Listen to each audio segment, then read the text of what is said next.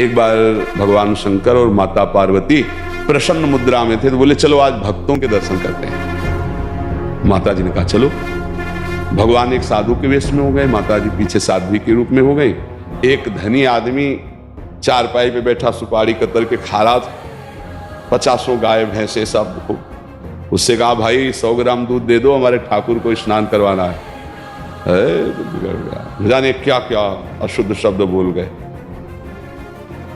पार्वती जी एकदम रुद्र दृष्टि में, हम दर्शन कराने आए भक्त के।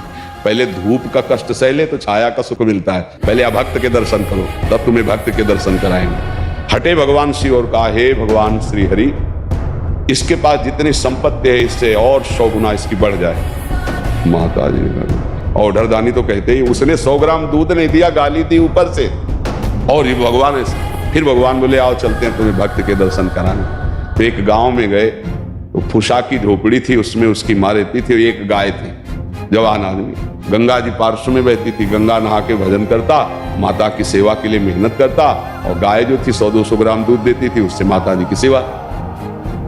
भगवान शिव गए, भैया ठाकुर जी की सेवा के लिए 100 ग्राम दूध, तो थोड़ा दूध देती थी, पूरा दूध रख दिया, पाओ आप ऐसे पाया। और थोड़ी देर भगवत चर्चा की, चल दिए और कहा हे भगवान इसकी गैया और मैया दोनों ले लो।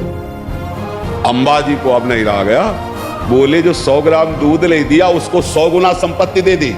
ये हिसाब भाई समझ में नहीं आया। और जिसने जितना था उतना दे दिया, गरीब आदमी, तो उसके दूध की जो वृत्ति आती थी वो गैया, और बात करने के लिए थी मैया, दोनों आप ऐसा बोले। यही तो समझ ठीक नहीं, समझो अभी इसका कुछ समय गैया और मैया में जाता है, अब ये अखंड भजन करके परमात्मा प्राप्ति करेगा। और वो उतने वैभव में तो अपमान संत का कर दिया, जब 100 गुना और बढ़ेगा तो महापाप करेगा, नरक जाएगा। समझ रहे? तो भगवान के विधान को हम लोग समझ नहीं पा रहे।